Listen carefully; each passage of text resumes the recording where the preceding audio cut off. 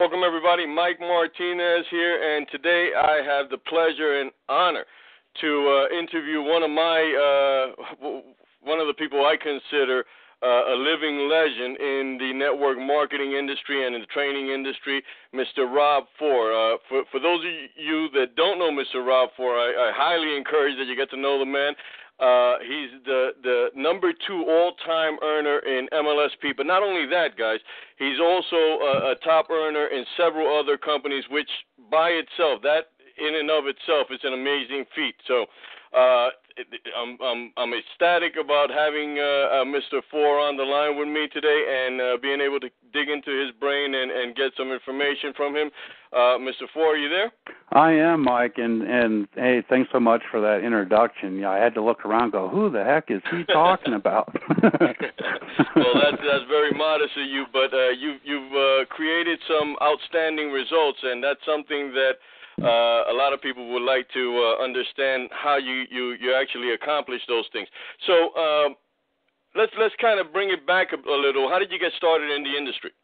Well, I was actually raised, I'm 52 years old now, and my mom and dad were both Amway distributors. Amway is one of the biggest I think Amway's been around 40 or 50 years. So I was raised in an Amway family, and they used to take me to the company events and things like that. And back in 1973 or 74, Amway had opened up a new building they called the Fore Enterprise building, and it was a big deal, just thousands of people. And what I saw on I was a young guy. I was only 12 or 13 years old. But what I saw on the adult's face was hope. And I had never seen that before in my parents' face. They were always struggling to pay the bills, feed the dog, and do all that. But I saw in a lot of adults hope, and it just never left me. And so when I turned 18, of course, I joined Amway, failed miserably. Not because Amway was bad, but because I hadn't grown enough to actually treat it like a business. And then over the years, did 6 or 7 different companies, and again, didn't have success only because I didn't work it. And then finally, I found a company probably about 14 years ago where circumstance had changed in my life, where my excuses became smaller than my need to actually produce a result. And within 18 months, we built that company up into a nice 6-figure income. So I think it's like a virus. Once you get hooked on the concept of passive residual income, work once, get paid again and again and again, it's kind of hard to leave alone. We just keep coming back to it, Very interesting. And, it's a common theme that we see where people get involved in the industry. They don't know what they're doing. They're having a hard time. What do you think was your trigger? What changed your mentality to say, you know what, this is something I'm going to go for, and there's no retreat. I'm going to go forward with that. What do you think? Well, yeah, I call it the critical reason why. We all have to have a critical, emotional reason why building a home-based business, whether it's network marketing or becoming a bestseller author or whatever you want to do. You have to have a reason why that's bigger than the excuses we've been wearing like a blanket all of our lives. And for me, I was diagnosed with cancer and given 2 years to live. And at that moment in time, I had about a 5-minute pity party. It's like, oh, this is probably going to hurt. That's not going to be good. But, once I got past the pity party, something shifted in my mind where it's like, because we were making a 6-figure income, I had a business at the time, but I was the business. So if I were to die prematurely, I would literally leave my family destitute and broke, and that was not okay with me. And so I said, okay, well, I got 2 years to pull a 6-figure residual income out of the hat. How am I going to do that so that they would be taken care of even if I wasn't physically present? And even though I had failed miserably 6 or 7 times, the only thing I could think of was network marketing. So I joined that new company, and then again, because my emotional reason why was stronger than the excuses, we just got in, got busy, and pulled it off. Right. So you still face the same issues that you had before that had stopped you before, right? Yeah, absolutely. I had the same fear. I had the same hesitation. I got the same objections. I got the same number of people telling me no or rolling their eyes. Everything was exactly the same, only I didn't stop. I didn't quit. I felt the fear and did it anyway. You know, I allowed myself to be uncomfortable and did it anyway. And because I was on this timetable personally, you know, I needed to do it before I got too sick to do anything. Even if I was tired, and I was tired and felt sick a lot because I was on chemo, I just did it anyway. Interesting. So what I encourage people to do today is actually, you know, have a conversation with yourself, not what your sponsor says, not what your upline says, not what the company says, but have a conversation with yourself and go, what do you really want? Do you really want to bring your spouse home from work? Do you really want to pay off your house and be, you know, completely debt-free? Do you really want to be able to afford to put your kids through college? You need to find that emotional reason why first. Without that, you know, what I share is if you don't have a bigger reason to get out of bed in the morning than you got to empty your bladder, you haven't found your critical reason why yet. That's a good point. That's actually very beautifully put. And by the way, guys, for you guys that are listening to this, I remember maybe about a year ago when Mr. Rob Fore announced on Facebook, you know what, I am mortgage free. So I'm absolutely, totally free. He was free before from, you know, little miscellaneous bills, credit card bills, whatever. But he went on and pushed himself and became mortgage free. He owns his house free and clear. Beautiful thing. Let me kind of move this along, because what really caught my attention about you, Rob, was the fact that I sat down and listened to a training that you did, and you kind of laid out a system for any person to go out there and create a six-figure income with network marketing. And you did something that I thought was revolutionary, because very few people talk about this.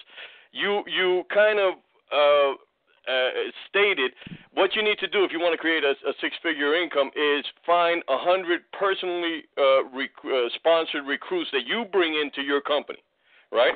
Yeah, that's absolutely right. I mean, most of us, you know, if we go and we look at a company compensation plan or their presentation, you know, it usually goes something like, well, hey, you sponsor two, who sponsor two, who sponsor two, or you sponsor five, who sponsor five, and, you know, 90 days later we got 1 million people on our team and we're rich.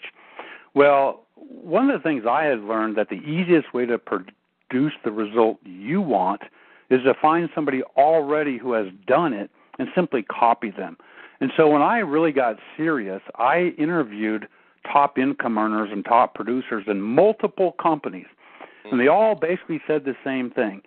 You're going to build a six-figure income from only 2 or 3 people that get in and get busy. But to find those 2 or 3 people, you are personally going to need to sponsor 100 people, because most people, 85% of them, will sign up, and that's the height of their career. You know, they'll stay on auto ship. They'll never sponsor a person. 85%. About 10% of the people will actually get in and do something. They'll sponsor 2. You know, the industry average is about 2.5 people their entire career. And then you got that tiny 2 to 5% who, for whatever reason, the timing's right in their life, they're just going to get in and get busy. And so that's the magic. If you want to create a six-figure income, go personally do whatever you need to do to sponsor 100 people. You want to create $200,000 a year, go sponsor 200 people. And that's kind of how it's played out for me in real life, in addition to what the leaders were telling me. Right. And what I caught from that training, and you're just kind of giving a synopsis, but what I caught and I love was the fact that you broke down the figures. So you say if you have to present to 20 people to get one person, then you know that's your numbers. That's the numbers that you're working with right now. It is what it is. And so if you were looking to sponsor 100 people in 12 months, you got to kind of work those numbers in there. And maybe the numbers improve as you get better, right? Well, yeah, that's exactly right. Yeah, as you get in, get busy, and do what you need to do, you know, you're gonna become better at what you're doing, whether it's lead generation or closing people, team training, whatever you're going to do. And in fact, I just did a Facebook post the other day where I was talking about, let's break it down, reduction to the ridiculous. And the example I used there was if a person wants to make $5,000 a month residual income on or before December. Now, right now we're in February, so 10 months from today. And let's say that you earn $100 per month per person you sign up. Well, you'd only need 50 sales. We break that down, 50 divided by 12 is whatever it is, divided by weeks, whatever it is, and we need, let's say we need 50 leads to get one sale. I broke it down to create that $5,000 a month income by the end of December. You need about 8 leads a day. And if we break our business down, reduce it to the ridiculous, this huge goal we have in mind really doesn't seem that difficult. Right. That I think is gold, guys. Whoever's listening to that, I hope you're taking notes because really, I mean, when everybody wants a step-by-step system, that is by far the best step-by-step system that I've heard anybody train on. And that's why I'm such a big fan of Mr. Rob Fore. Yeah, why I like that, and everybody's numbers will be different based on your company and your comp plan. But why I like that, if you can break that down and say, here's my goal, here's what I need to accomplish in this time frame, and break it all the way down to how many presentations do I need to make or how many leads do I need to get in order to have those presentations. Now instead of having this big out-of-reach goal, 100,000 in the next 12 months, I have a daily outcome I'm looking for. I need to generate 8 leads today, which is a very palatable goal and quite easy to do because now I can just narrow my focus, go, what do I need to do to get 8 leads? I just need to get 8 leads, 8 leads, 8 leads, and it works. Very good. What do you see are the biggest challenges newbie network marketers are facing in recruiting today? I think they forget the word marketing, quite honestly. It's network marketing. Right. And whether it's the fault of the company or the company training, they really do promote this idea, hey, go talk to your family, your friends, your coworkers, introduce them, the product will sell itself. They'll sign up 5 who sign up 5, and it's not true. Right. If you go to your family and friends, in the scriptures, there's a passage that says, a prophet is not known in his own country. And that often happens with us. If I went to people in my family when I was young, they go, we're not going to listen to you. You're an idiot. Why would we listen to you? So you may not have that credible authority within your warm market. And if you do, the reality is, let's say you knew all of 50 people. You should be able to blow through and introduce your company to all 50 your first month. Right. Now what? See, if we need to personally sponsor 100 people and you only approach 50, your family and friends, and you signed up 3, we got 97 more people to go. Where are we going to find those people? And so we need to embrace and learn the art and science of marketing so that we can attract people to our store. It's just like if I had a barber shop and I need to get people in the door in order to get the haircuts going, I have to somehow advertise or promote my business. And that's where I think the beginners fail to embrace marketing. Mm-hmm. I remember hearing one time, network marketing is the business that's full of people that don't know how to market. That's exactly right. Yeah. That's exactly right. And I do think that's the biggest challenge. So as the upline leader of your team, obviously you need to learn how to market, but then present your team with how they can learn it as well. And again, your numbers aren't going to change. That's the amazing thing. You could have the best marketing, training, and everything else, and still 85% of these people probably won't do too much of nothing. But what happens is that 10% that would have done a little bit anyway, now they do a little bit more. Right. Because we're teaching them to be marketers. Now, when it comes to marketing, is most of your marketing now focused on online marketing, or are you still doing face-to-face, or are you doing a combination? Yeah, I had actually built my current company. I have a team of 11,000 in my current company.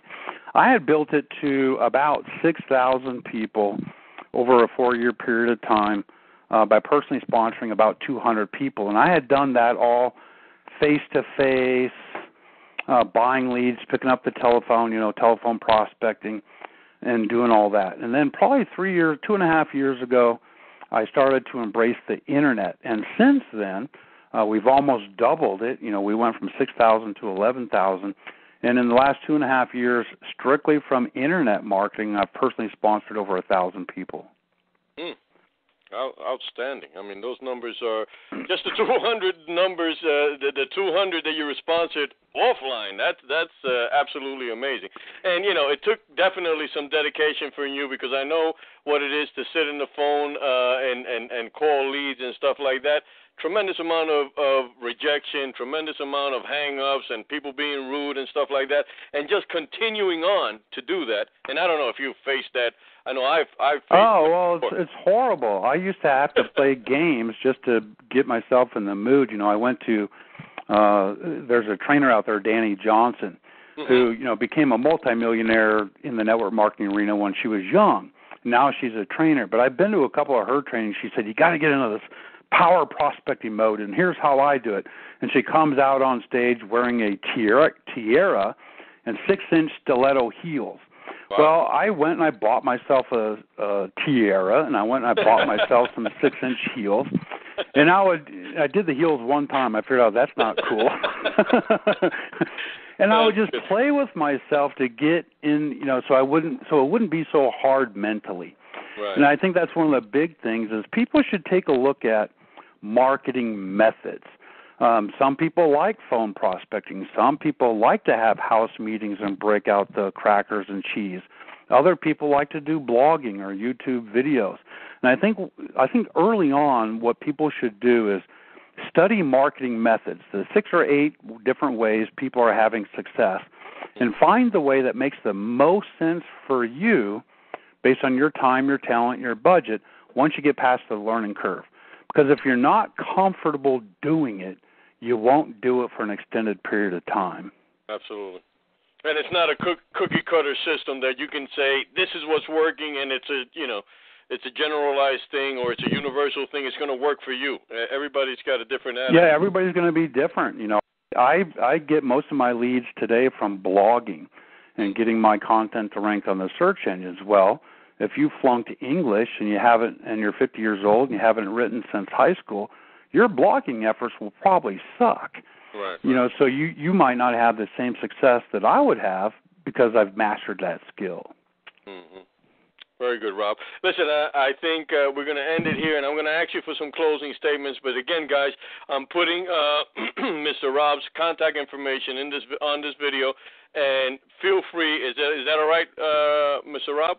Yeah. Visit my fan pages. Go over there and hang out. We quite often share some inside secrets or tips just to keep you motivated, what I call uplift, edify, and encourage you to live into all of who it is that you can be, to get past the hurts, habits, and hang-ups that used to hold you back. They don't need to hold you back anymore. And we just hang out and make it happen. Good. Any closing statements? Yeah, I would say, you know, have that personal conversation with yourself. Find the critical emotional reason why failure simply is not an option. That's the first step. The second step is realize that everything that's important in our life we schedule. You know, if somebody in your family is going to get married, you write it on the calendar. You schedule it because it's important. You don't want to miss it. You set your alarm clock so you're not late for work. You've scheduled it because, you know, getting to work on time is important. If building a business and setting yourself financially free is important, schedule that time. So whether you have 6 hours a week, 2 hours on Tuesday, Thursday, Saturday, whatever time you have, schedule that time, and when that time comes up, show up for work. Treat it just like a job in the beginning. And then if you do that consistently over an extended period of time, 2 to 3 years down the road, you don't ever have to work a day again in your life if you don't want to. Fantastic information, man. I really appreciate you taking your time, Rob, to get on the phone with me and do this interview. Anybody, again, this is the man you should be looking for. This is the man you should, make contact with. It's been a great pleasure for me, and I thank you very, very much, Mr. Fore. Well, thanks, Mike. You know, the service you provide to the industry to get to hooking up, being on the inside with all these leaders, that's very awesome stuff. So I just want to give you a hearty round of applause for the contribution you're making to the industry. Be blessed, great marketing. Let's make it happen. Thank you, man. All right. Bye-bye.